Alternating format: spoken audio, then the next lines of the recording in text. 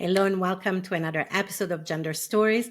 As ever, I'm delighted, I'm excited. I know I say it every time, but I truly am every time to be here with Eli Conley today. Eli is an indie folk singer-songwriter, teaching artist, and activist based on Miwok and Nisenan land, currently known as Sacramento, California. He makes music for queer and trans folks, justice seekers, and anyone who doesn't fit easily in a box. Eli's voice is tender and heartfelt, with melodies that can leave you teary-eyed, yet hopeful. As a queer transgender man from the South, his songs tell stories that aren't always reflected in roots music. Eli founded Queer Country West Coast, a regular series featuring LGBTQ plus blues, folk, and country artists in California. He has opened for Carsie Blanton, Heather May, and Grammy-winner Kimya Dawson, and been featured in the Huffington Post and The Advocate. Eli's third album, Searching for What's True, is coming in July 2023, and it has themes of uncertainty, ache, and loss that come up again and again. The songs are drawn from the concrete and immediate details of daily life: a stuffed animal clutching a child's arms, a colorful sunset after a forest fire, a Confederate statue toppling to the ground. Searching for What's True is Eli's first release since being diagnosed with a serious repetitive stress injury that forced him to stop playing music for many months. After re-surgery and careful rehab, he came back to songwriting with a renewed sense of purpose. On the album's first single, Making Something New, he describes the work of an artist as finding beauty in the wreckage, making meaning of the grief. When we tell our stories true, we find release. His deep belief in the transformative power of creativity stems not only from his own experiences, but his many years leading singing and songwriting classes for queer and transgender people and allies.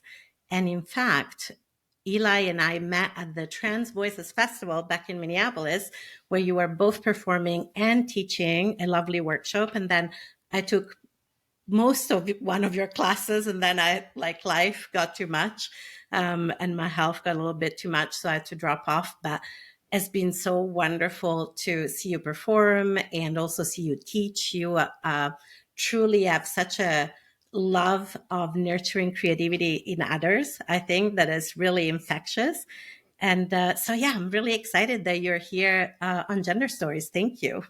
Yeah, Alex, thank you so much. It's really good to be here with you and get to connect with you in this way. I really loved having you as a student and now getting to be on the interviewee side with you. Absolutely. I want to really start from that sentence, actually, of finding beauty in the wreckage, that it's in one of your songs. And at the moment, there's a lot of wreckage, I think, for trans folks. And so what does that where does that line come from? And how do you find that beauty in the wreckage at the moment in your life? Mm-hmm. You know, that line is in the title song of the album. The album's called Searching for What's True, and the song is called Making Something New. And it comes from the bridge that was not in the song originally, but I was kind of writing this song, playing with the idea of the connections between the way that artists are, grappling with creativity in lots of different ways, and the way that queer and trans folks are also, I think, inherently creative, because when you have realized who you are in a world that tells you you're one thing, and then you're like, wait a minute, actually the truth about my gender and sexuality is something else, I think it can open us up to realizing that so many things are up for grabs, and we can create ourselves and create a lot of beautiful things. So to come back to your question, I think one way that I grapple with the work that is my work as an artist, both a teaching artist and a performing artist right now, is that actually when times are really rough is one of the times that we need beauty and we need art the most. We need things that are going to lift us up and help remind us that we are human and that we are more than just, what the right wing and the media is saying we are as queer and trans folks, or as marginalized folks broadly, because we know we're not the only ones under attack. And so for me, certainly my creative practice is part of how I actually create that space within my life, do deep self-care for myself, and through exploring okay, what is something that is really exciting or beautiful or compelling for me right now? And I also see that in my community, like reminding myself when I kind of get the tunnel vision of, scrolling on the screen or looking at the news, which I tried to, do in measured amounts. Yes.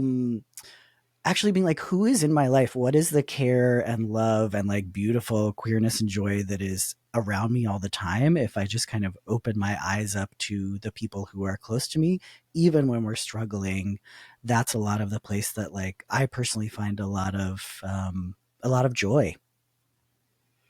Ah, that's beautiful. I love that. And I think we do need joy more than ever, even though in the album, which I had the privilege to kind of get a little preview of, and I'm so excited, there are a lot of themes of loss and pain. And I do wonder how much of that has come out of, we've been in a pandemic for 3 years. There's also been kind of a pandemic and an uprising. And for a moment, it looked like maybe even a shift towards uh, abolition, and Mm-hmm. that kind of died down. And then you also dealt individually with chronic health issues. And so how much kind of all those things kind of informed the album as well? Yeah, so I really started writing this record at 18, so kind of pre-pandemic, but Mhm. post-Trump, just to place it in Yes, time. fair. Yeah, we were definitely dealing with fascism. We were not yet dealing with COVID-19. Yeah. Um, because my last record was in 2017, Mm. and this is really a culmination of what I think are the best songs that I've written in the past number of years. But through that time in 2019, I got this repetitive stress injury in both my wrists, actually from being on tour and just playing gigs that were 2 hours long to make Yeah. money. Sometimes I'll play background music gigs. Um, and I came home and I was in a lot of pain that I'd been ignoring, but I finally went to the doctor and was diagnosed with this. It's called de Quervain's syndrome, Mm. similar to carpal tunnel, but like on the other side of the wrist. And basically at that time I had to completely stop playing guitar, and I teach voice. My kind of day job is I'm a voice teacher, also teach songwriting, and I also had to take some time off from playing piano and teaching voice. And so I kind of had this vacuum suddenly that a lot of people had in 2020 when like their livelihood, Mm-hmm. particularly those of us who are not essential workers, was taken away or really shifted. But for me in 2019, suddenly I was in this big question of who am I if I'm not making music? Who Mm. am I if I'm not able to play instruments? And I was really a singer first before I ever came to being an instrumentalist. But, I've had some journeys with my voice as a trans person. Mm. And in that moment, one of the ways that I started writing music is I actually came back to voice only songs. I wrote some songs inspired by the uprising in 2020. My friend Talia Cooper and I wrote a song called It's Gonna Come to Me. Nope, it's gone. I'll think of it later. But But you wrote a song. yeah, we wrote a song kind Yes. of specifically calling out to fellow white folks around taking Mm. action for the movement for Black Lives. That was like a call and response song. And coming back to kind of writing voice only songs is a really powerful way to realize like, I'm always going to be a musician. I'm always going to be a songwriter. I've learned a lot from disability justice movement and friends with disabilities that like we are not our productivity, right? Or like our bodies and the Mm-hmm. way we use our bodies and the ways that we need care is going to shift for all of us over our lifetime. But that was a quick moment of change for me.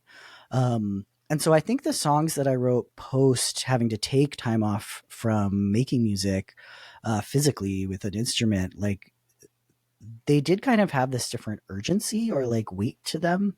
Mm. There's a song on the record called I Don't Want to Hurt that I wrote around the Oakland Hills, just almost kind of scream singing, I don't want to hurt anymore. Um, and eventually, when I was able to come back to guitar with help from wrist surgery and hand therapy, and very careful playing, I'm still very careful these days. Mm. I was able to add guitar underneath them. But yeah, I will also say, even prior to 2018, I've been a kind of serious, sad songwriter, but maybe the time's caught up with my art. I don't really know. There's also a song about queer astronauts, so you never know. I know. I kind of love that. I was listening and I was like, is this song about queer astronauts? And I was like, Yep. yes, it is. It is about queer astronauts. Yep. And I was like, okay, I can go there. This is great. But it was kind of, yes, you usually have so much more kind of everyday moments, Yeah. right? Yeah. They took me a minute. I was like, we're in space. Okay. Like, Yeah.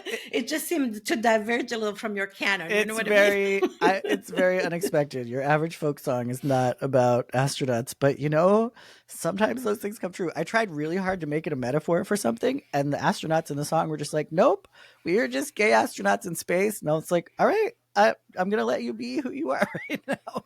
Oh my God, I love that because actually, just recently, I've had so many conversations about how so many trans folks love science fiction and fantasy, Yeah, me too. and I've just been I've just been at WisCon, which is the feminist science fiction convention Nice. that has been happening for like 46 years. I mean, yeah, this was WisCon 46. And I think there is something about space and the possibilities of space that have inspired a lot of trans queer folks. And so it was actually delightful that there's a song about queer astronauts in your album. I thought it was great. Thank you.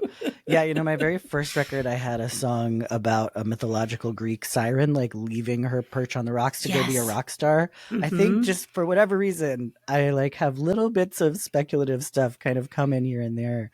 And actually, there's this book that I love. Let me look up the title of it on my bookshelf. Oh, yeah. I don't know if you've read it. It's called Meanwhile Elsewhere, but it's specifically all short stories, speculative fiction by trans and non-binary authors. Highly recommend it. Nice. Meanwhile Elsewhere. Yeah. And I'm going to write it down. It's so good. And my favorite author is actually Ursula Le Guin. I've read almost everything by her. But she's the best. I think as a queer and trans person who like makes country and folk music, sometimes people think there's like a big clash between those two things, that they can't coexist. And in a way, it almost feels similar of like, who says you can't write a folk song about queer astronauts? There's queer people in the future, there's queer people in the past. Like all of these things can coexist at the same time. Yeah. And I think that's one of the beautiful things actually about being a songwriter. It's a little bit like being a poet, where each piece you're making is actually pretty short. And then you gather them together into this bigger thing. But it's very different from writing, say, a novel or, I don't know, a movie. Like I can kind of, when I'm crafting a set and I'm playing live, think about like, okay, I'll have the tear jokers, but like, let me have a moment of lightness or a moment of levity in the middle. And kind of, I think sometimes people are like not sure if they're allowed to laugh at my shows, but I'll be like, no, this song is intentionally funny. You are allowed to laugh. You don't have to be sad. Yeah, like I take it as a compliment when people cry at my music, but also there will be moments of like hopefully joy and laughter too. I love that. And you mentioned a little bit as well that you had your own journeys as a trans artist and singer, especially with your voice. And I know that actually that is something that a lot of trans folks who are singers or really enjoy their voice, especially if they're going from an estrogen dominant body to a testosterone dominant body, they worry, right, about that impact on singing voice. Or, if they're younger folks who are testosterone dominant, wanting to move to an estrogen dominant body, puberty suppression is so important to preserve that kind of higher pitch voice. That's right. That otherwise kind of testosterone is going to change. And so in either direction, I think that there's concerns around voice. If you want to, could you share a little bit about your journey and what helped you kind of with journeying through the changes in your voice? Yeah. So I transitioned almost 17 years ago, which is kind of wild. But in 2006, I was 20. And at the time, pretty much all the information out there said you take testosterone and you can't sing anymore. Just like period. Yeah, I remember. All the stuff I could find, both anecdotally and, just on whatever it was, LiveJournal at the time. This was even pre-YouTube days. Not that I'm that old. Oh, yeah. That's about the time when I started transitioning too, actually. And that was all the information was like, Yeah, I think you're a little younger Right. No, I than me, mean, but same transition or, trans yes. generation. Yeah. I know it's weird. The generation's like, when did you come out? Well, how old are you? I was like, we're the same trans age, but I think Yeah. you're younger than me, Yeah, like exactly. years. I'm 37. But yeah, so I transitioned in college. And my journey in a nutshell was I kind Hmm. of was realizing that I was not a girl in high school and initially Yeah. sort of came out as genderqueer, what we might call non-binary today. And then it was really important to me when I decided to start hormones and eventually have top surgery to kind of make those decisions independent of identity in a way. And like eventually I Mm. did start identifying as male, but I didn't, it was really politically and personally important to me that it wasn't just like, well, I'm a dude, so I'm going to take tea and have top surgery. It was like, each of these things is an independent decision that is Mm. related. Um, but I put off hormones for maybe a year because of fear around my voice changing, because I was Hmm. very identified as a singer, grew up singing my whole life. I was not a voice major, but I was taking voice lessons at the school where I went, um, and knew I wanted to be a performer in a serious way. And I'm very thankful that as I transitioned, I had a couple other students who were like opera majors at the school where I went in Ohio who worked with me, and they'd never worked with trans folks, but they were just like, well, I can be an outside ear and like help listen and Hmm. track your range as it changes. Um, and for whatever reason, I think maybe a combination of being young and also that I was exercising my voice really all through that change. Like it was challenging, took a couple years to fully settle, but I was able to go from like high soprano to eventually high tenor, and keep singing. And that's a big reason that I became a voice teacher after college, is because Hmm. we needed so many more resources around singing and testosterone and specifically, but also singing and gender and trans and non-binary folks more broadly. And I wanted to be a resource around that. And now it's 17 years later, and I've worked with probably hundreds of trans and non-binary singers through transition, and plenty of folks who are not transitioning. Like it looks very different for Hmm. everybody, but um, the working with folks who are on testosterone or thinking about it is a big piece of my work as a teacher. And honestly, I've had some vocal challenges in the last 4 or 5 years, and I don't know if they're related to long-term testosterone or not. We don't have Hmm. research on long-term effects of hormones on professional Yeah. singers. Um, if you are listening and you want to do that research, please do. We need it. But I'll say that in the past few years, I learned a new teaching technique that involved changing a little bit and doing a little more what's called belting, which is using your kind of Hmm. speaking range up higher. I tried to do some of that on my own, and I kind of tied myself in some knots. But thankfully, I've been working with the teacher who created this technique to like get through that and on the other side. So all that is to say, my voice today is like not as easy and effortless as it was when I was 15 or even when I was 25 post T. Um, but it feels a lot better than it did 5 years ago. And I think also like aging changes our voice, right? It's another way that like I feel like I Yes. try to Hmm. learn from my friends and comrades with disabilities and just be like, you know what? I can't count on my body being the same day to day. And like, how do I love my body and be with it as it is? And like, make art in the moment with what I have rather than kind of wishing for some sort of ideal voice or something. But I think it's honestly made me a better teacher because singing is not as effortless as it used to be. I do have to like Hmm. work and warm up and, be more thoughtful about how I use my voice these days. That makes a lot of sense to me. I have friends who are singers, like professional Mm-hmm. singers, and who are older. I'm in my 50s. I have a friend who was in her 60s, Mm-hmm. and she talked about how her voice is changing, and it is more effortful to perform, also Mm-hmm. to do concerts. Still a beautiful voice, but like just the care Yep. that we need to put into our body as we get older, always. And Mm-hmm. then if we're disabled, I think it's a little bit extra effort.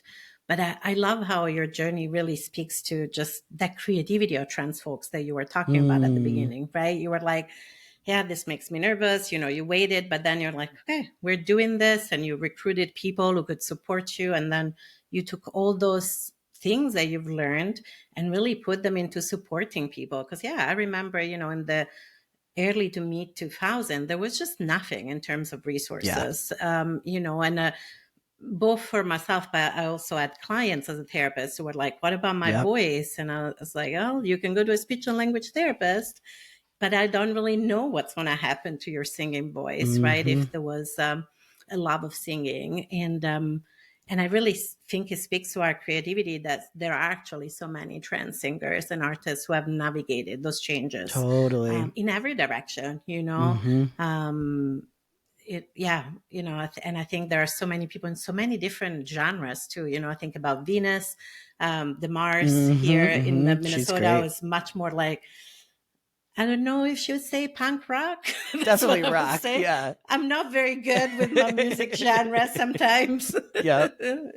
But all the way to like, more folk and country. And I just love that we really have so many trans and non-binary singers now Yeah. compared to like 20 years ago. I don't remember having trans singers having this much visibility. Do you, when you first came out? Yeah, when I was first coming out 20 years ago, in those early years, there was Josh Klipp, who's like a kind of crooner jazz singer in San Yeah. Francisco. And there's Joe Stevens, who I now am friends with. He lives in Sacramento. And he was in a band called Coyote Grace, who are more sort of my genre, like Americana country folk. Storm Miguel Flores, who's also a kind of Americana songwriter in San Francisco. Yeah. But I moved to the Bay, and that's where all those people were, and so I met them because it's a small world. And absolutely. Yeah, I'm looking at the Coyote Grace poster right they're now so good. I was like, I literally have a poster across from my desk. Well, that was so meaningful, right? Like, I think for folks who maybe weren't out or are younger, might not know, like at the time, finding an out trans singer and especially somebody who was like on testosterone and like singing professionally was like huge. And Coyote Grace, people would travel for hours to go see their shows in the early 2000s because it was like, oh my gosh, this couple, like queer cis femme and like trans guy who are like making music about this experience and like being open about that. I really feel like they paved the way, or made the path is maybe a better word, for folks like me who came a little bit after. And I think like in the generations of like queer and trans artists, right? Like each of us, by stepping into our power and sharing our art, is making space for who comes after us. And so much gratitude to them. And it's not like they're gone. They're still making music to this day. Ingrid Elizabeth from that band is now in a band called Mouths of Babes. That's really awesome. Joe Stevens is writing musicals. But yeah, just the like, we can count them on one hand, probably, the people who were like in the public eye at that time. And now I feel like every day I'm finding out about more queer and transitions. And that's just like really beautiful to me. Like I still have students who come to me and are like, I don't even know what a trans singer could sound like. Like, what could my voice be?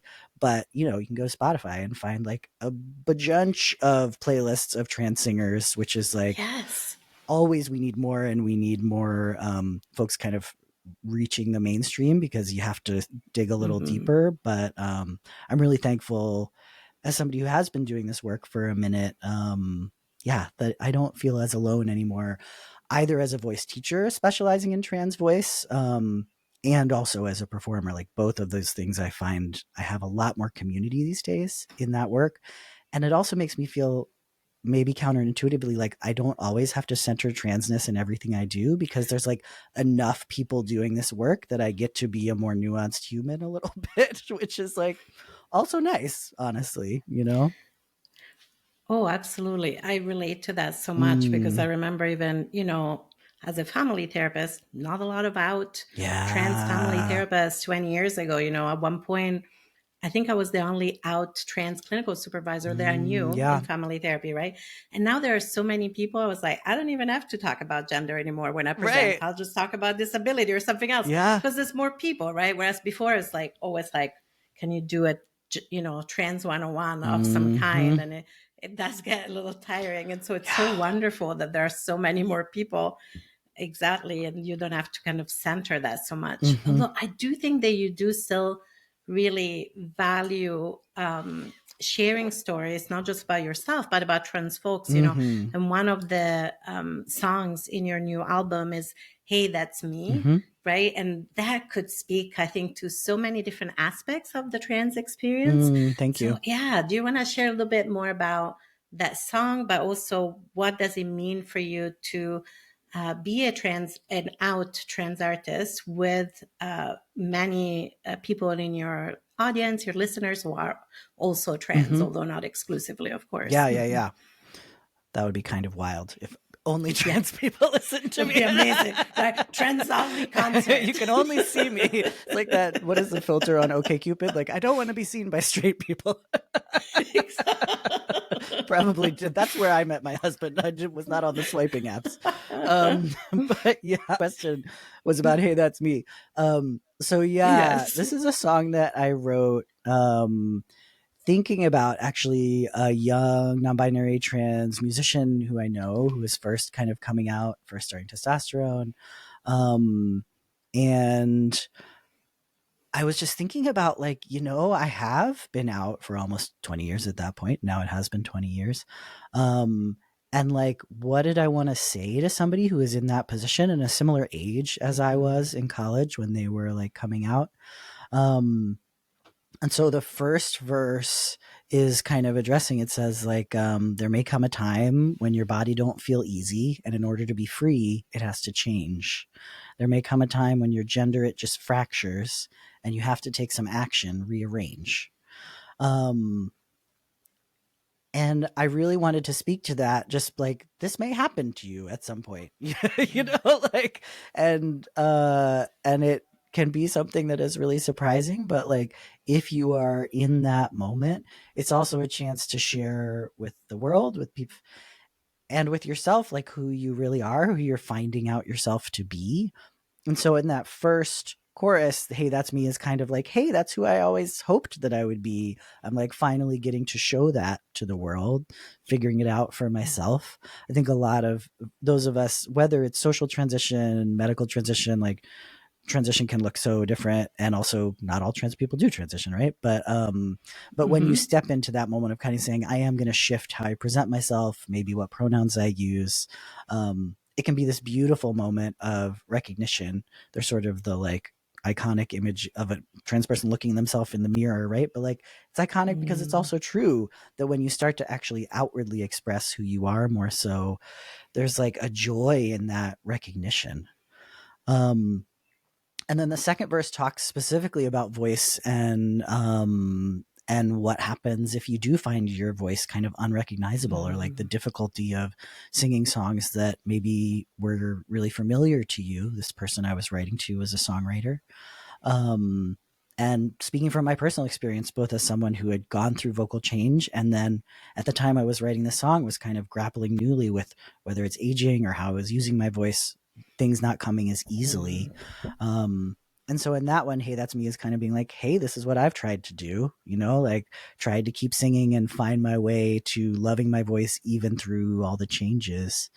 And then the last verse is about kind of eventually as we get older, I use this metaphor of like holding out your umbrella for the young. And not that I'm that old, I'm not quite middle-aged yet.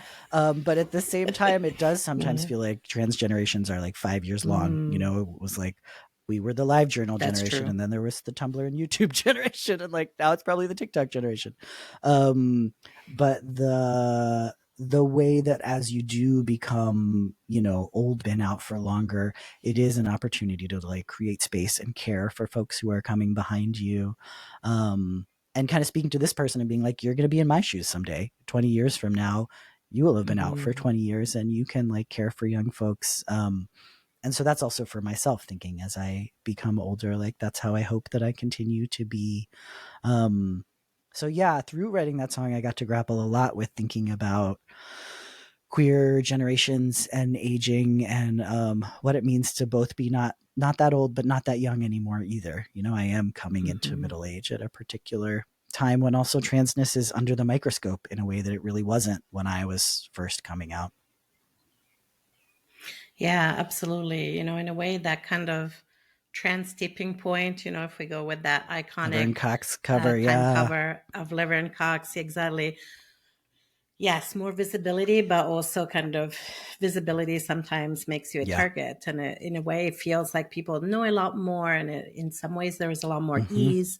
And in other ways, there's also a lot more, a lot more fear, a lot more stress, I think, Mm-hmm. for a lot of us. But it is wild to think that, oh, hang on, when I came out as trans, it was 20 years ago or 20 plus years Mm-hmm. ago. Where did the time go? Mm-hmm. Absolutely. Yeah, it's it goes so fast and so slow all at the same time, and also this idea of trans time, like we said, right? It's Yeah. like I'm 52, you're younger, but at the Mm-hmm. same time, we're kind of very similar trans Right. generation because of when we came Right. out, right? Even though I was like over 10 years older than It's you, but real. yes. Yeah, Yeah, my husband came out, absolutely. I don't know, maybe 8 years ago now, and just being like, oh yeah, how you were accessing Hmm. support groups and everything. You didn't have to call a phone number to like get the address of where you were going to go, which was so Oh my God, scary. I that's remember real. like shout out to Compass in Boston, Massachusetts, calling and being like, can I come to your meeting? Where is it? I guess I have to call someone and tell them that I'm trans. Oh my God, that's real. I mean, when I first came out as queer almost 30 years Mm-hmm. ago, I remember standing outside, the gay pub in this kind of Yeah. smallish town in the UK, just wanting to go in, but not knowing how to do it, Yeah. like, how'd you do this, And I stood outside that pub so many times before I managed to like go inside because there just wasn't a lot else, Yeah. 30 years ago when you first came out. It was like paper ads, and, Mm-hmm. there was like one cafe in London that was queer, which was wonderful. Unfortunately, it's closed down Mm. since.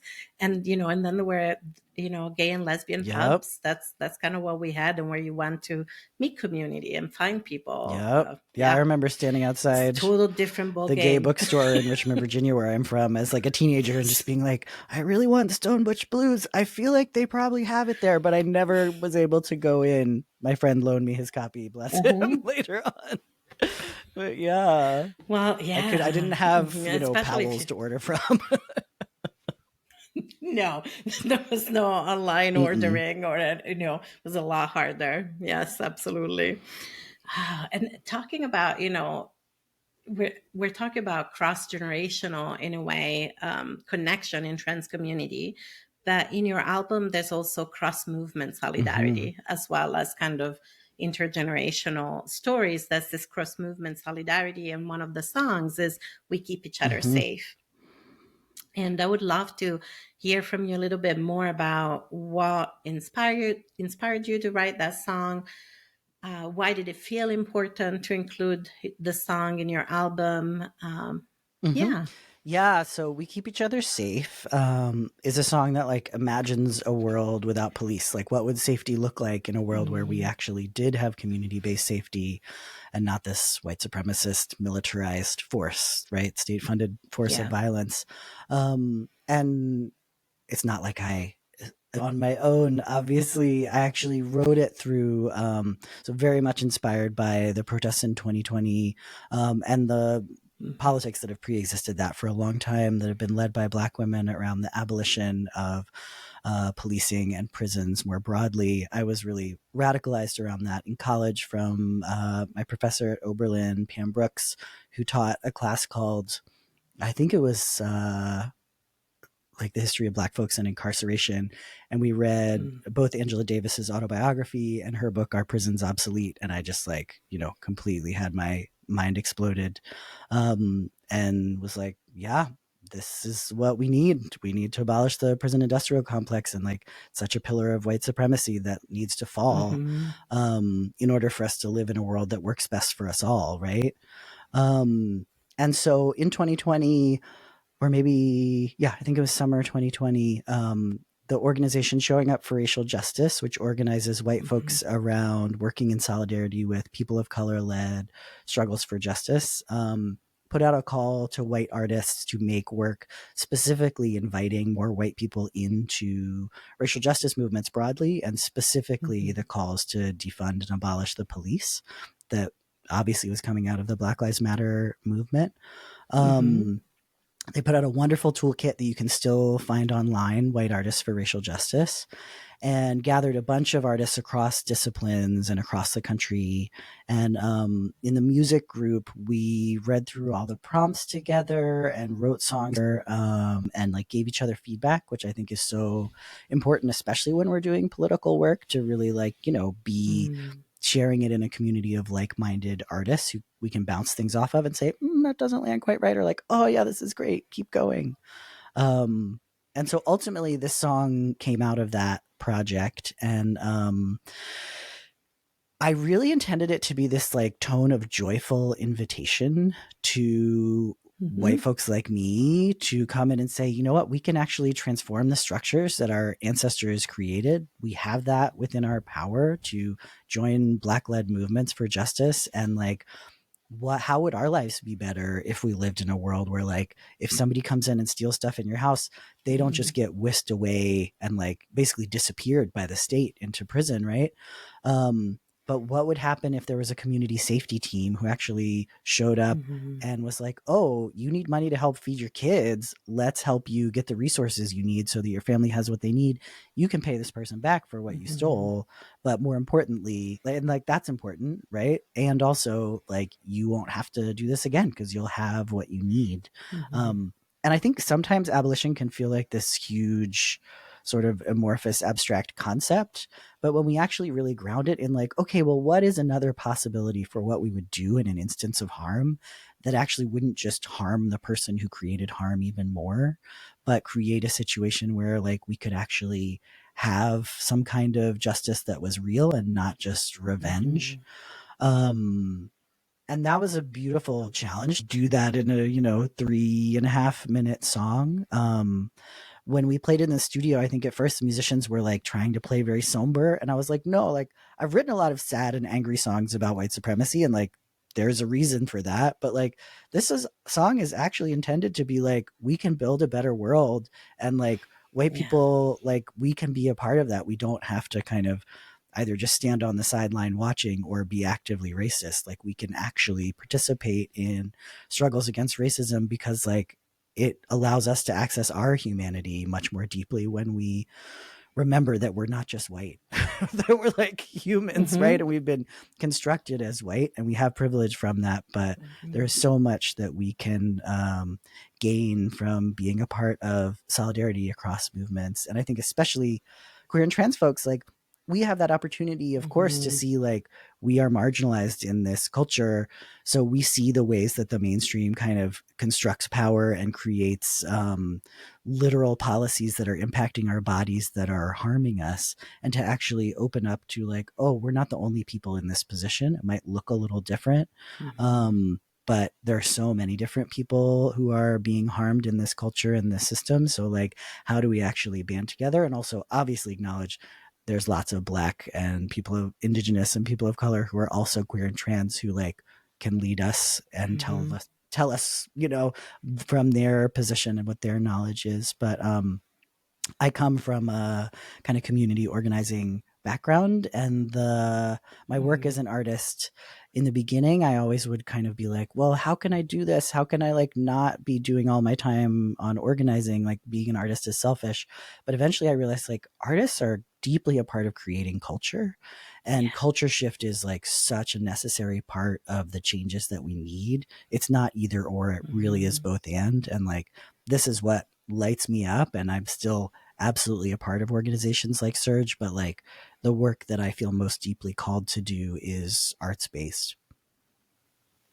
And that transformative work is so important because I think it is hard for a lot of people to imagine it, you know, post-abolitionist world, like a world, you know, I remember even as a young person being, you know, an abolitionist, not only a police, but kind of political borders. Yeah. And people are like, you're young and idealistic. You'll change your mind. How is that possible? Right. And then luckily I found that there was a whole movement for abolition, Yeah. which was really great to plug in as a teenager. But like, and now I'm in my 50s and I can be like, nope, never outgrown it. Yep. This wasn't just some wild fantasy, that people around me were like, this is a wild fantasy, and I was like, it's actually not. A lot of Mm-mm. Black scholars have thought about it. A Mhm. lot of Indigenous scholars have thought about it. Mhm. And it is possible, but it's going to take it's going to take a huge cultural shift, Yeah. because it's going to be so much more based in community and relating and connecting, Mhm. right? And we live in, living under capitalism and white supremacists. It's all about disconnect Yeah. and separation. And so I think it's so important to have songs and books and poetry and fiction and science fiction and Mhm. speculative fiction that invites us to imagine just a different way of existing and a different way of relating. Mhm.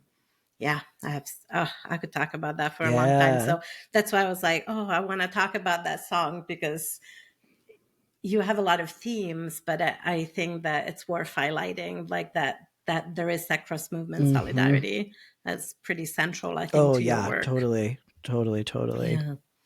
Hmm.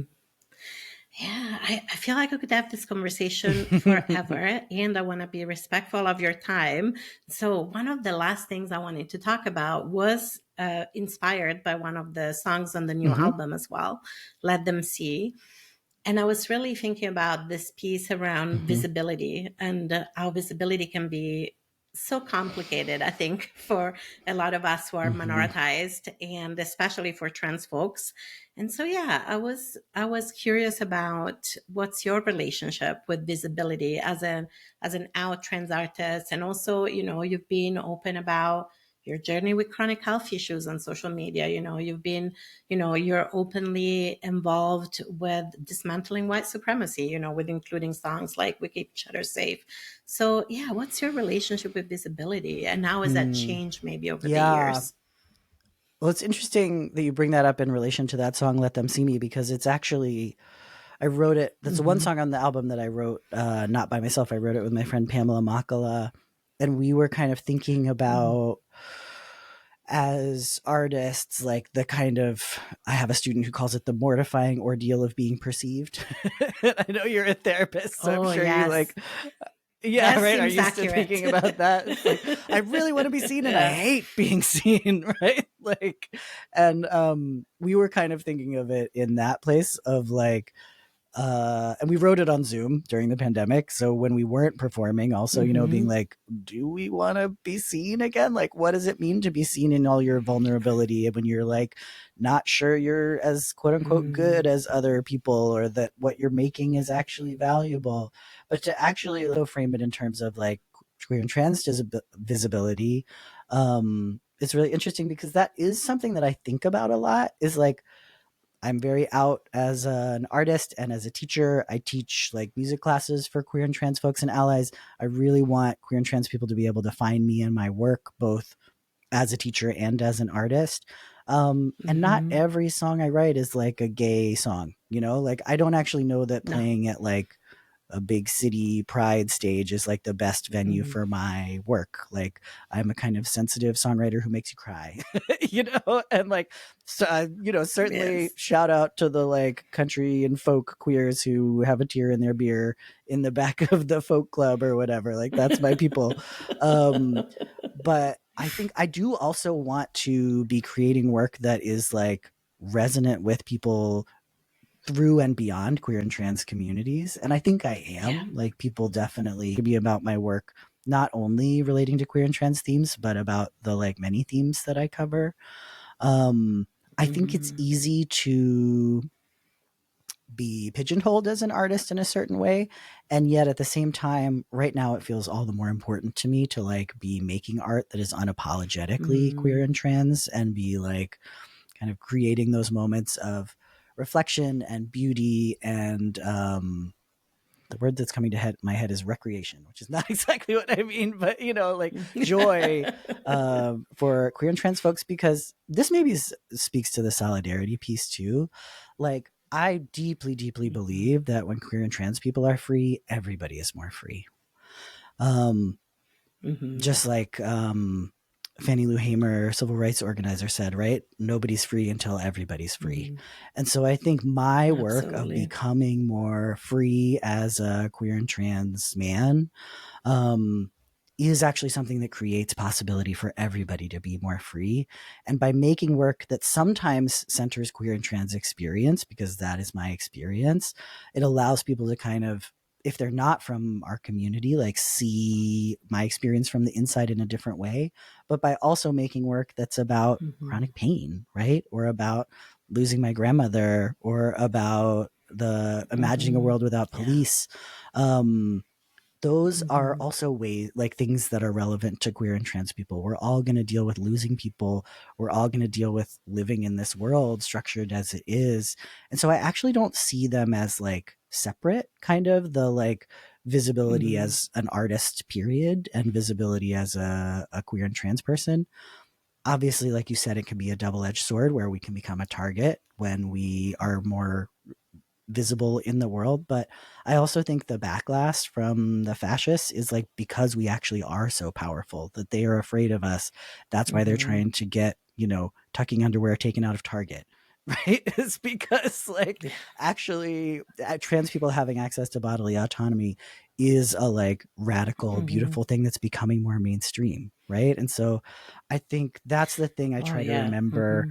is that when we feel that huge movement against us, it's a reaction to our power. It's not a sign that we need to back down. It's actually a sign that we need to like keep moving forward and being our like beautiful, freaky, queer and trans selves in as many ways as we possibly can, and like lifting each other up. And I guess that's what I think about visibility right now. Yeah, no, that's Thank you. great. Well, and and I really think that when that's the thing about writing, right? In Mm, general, we can speak from our experience, but there is something that often touches people that have a completely different yes. experience, right? It's like I think that's the power of writing, whether it's writing a book, writing a song, writing a poem, or even like a painting, right? We can go from such a specific experience, but then there is something that touches other people. And I love what you said about our power, because in a way, we are powerful as queer and trans folks in terms of body Yeah. autonomy, right? And I think that fascists are very scared of Mm-hmm. body autonomy, right? I remember being at my oldest kid's school when she was little, and this tiny young person, maybe 6 or 7 year old was like, "Are you a boy?" And I was like, "No." "Are you a girl?" And I was like, "No." And they were like, "You've got to be one." And I was like, "I actually don't. Do you know that you can decide who you are?" And I was like, "I'm a bit of a girl and a bit of a boy, both or Mm-hmm. neither, you could, depending on the day." And they were just like, "Okay." And you could Yeah. see the little like gears, going. And I was like, when you were talking about that, I had that memory and I thought, yes, we are a threat to Yeah. fascism, because in a way, it's like if we can have this body autonomy, if we can have this freedom to be ourselves, who else is going to question, right? Mm-hmm. Control. And fascism is all about Mm-hmm. control. And so if body autonomy is the Mm-hmm. opposite, I think, of control in a way. So yeah. And I think that then when you add being an artist on top of being trans and queer, that's even Yeah. more of a threat, because now you not only have body autonomy, but you're inviting people into this whole Yeah. other world of creativity, right? Which is also a threat. I don't know, just I some love random those thoughts thoughts. And of as somebody who's from as you were Italy and in your talking. 50s, like, a thing or two about fascism, I know. Yeah. My God. Yeah. I mean, I was brought up with like stories Mm-hmm. of fascism, my grandmother, my school teacher was very alive, that not wanting to go Mm-hmm. back there. Unfortunately, it seems that people have forgotten in my Yeah. country, I but know. so do Yeah. you have the time to sing a song for you? Oh, perhaps that'd be great. So yeah, given that we've been talking about your songs and let them see, I would love if you had the capacity for you to sing. Okay.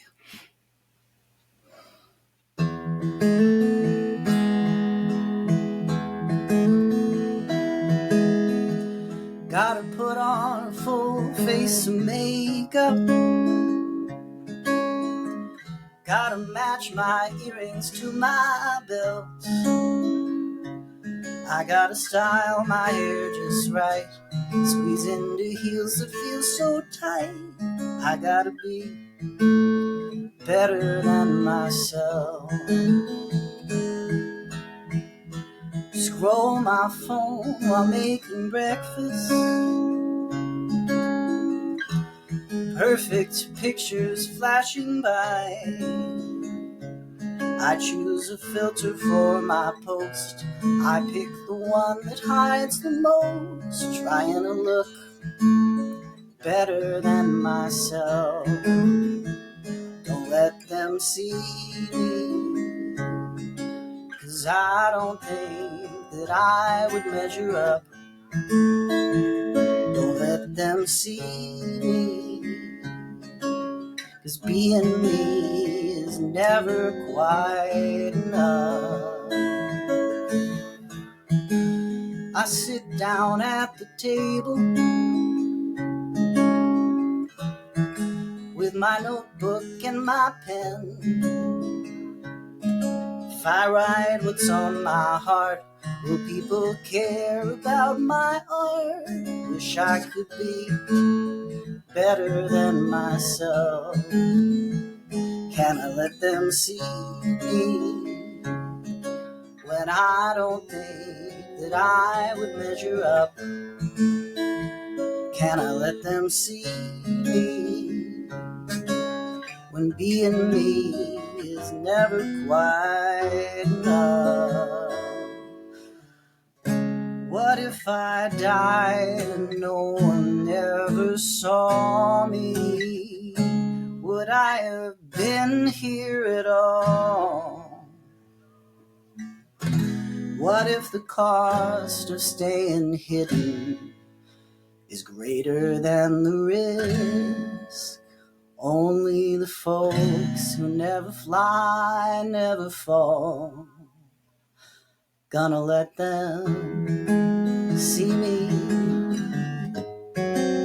What if I measure up?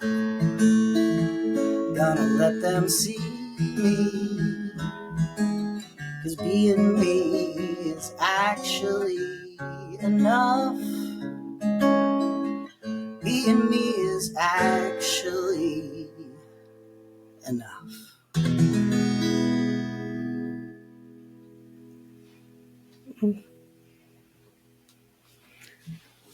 What a beautiful way to end. Now you got me teary-eyed. For people who are listening and not watching, I'm like, yep, Eli did it. I didn't hear you, but I think you said something about crying. Yeah, I was like, you got me teary-eyed. I was like, yep. I was like, for folks who are not watching the video, I'm like, I'm definitely teary-eyed, if they're listening only.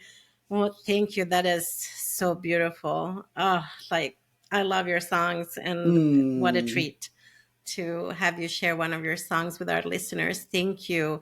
I know we're wrapping up. Is there anything we haven't talked about that you really wanted to share with people or not? And if not, that's okay. I always I ask just say the record Searching for What's True comes out July 14th on all the streaming platforms then. And if you're interested in checking out some songwriting or singing classes with me, just check out my website, eliconley.com. And I teach classes online, so I work with folks all over. And yeah, just big thank you to you, Alex. I am a fan of your podcast. I listen to it, and so it's such a treat to get to be on here. Thank you for having me. Oh my God, you're so welcome. I'm such a fan of your music. So this is like, a very happy, very happy episode Yay. for me. I'm so glad that you were like, yeah, Totally. let's do this. Yeah. So I will put your website on the episode description as well. But dear listeners and now viewers as well, because the podcast is also on YouTube, you can go and follow Eli right now on any, I think, streaming platform, right? Spotify or wherever people listen to their music. They can probably find your past music as they get ready for your beautiful new album, which will be released on July 14th. So very shortly. Thank you so much again for being on the podcast and making the time. I My really pleasure. appreciate you. Appreciate you. Have a great rest of your day.